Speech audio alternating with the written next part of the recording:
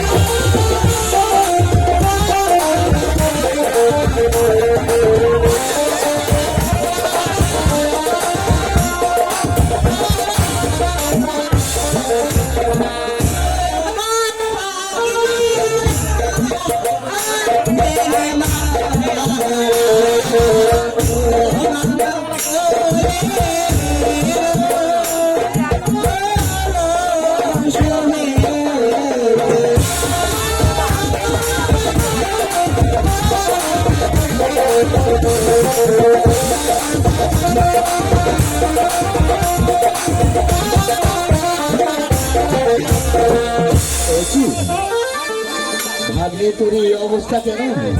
দেখো বাবা, এই গায়ে গরম করে বাবা, এই ফুল কেন হস্তে আমি এই নাটে শুনেছি বাবা। ও কি বলছিস তুই? হ্যাঁ মামা, আমি পূর্বেই বলেছিলাম এই ফুলের ঘ্রাণ তুই কখনো সহ্য করতে পারবি না। হালকা করে এই ফুলটা একটু আর দেরি করিস না। যা, এই কালো রঙের সামনে গিয়ে এক এক করে তিনটি দিবে, তাহলে যে তোর গোটা রঙ যারা আমার সামনে আর দেরি করিস না। যা, কোথায় নিয়ে যাও?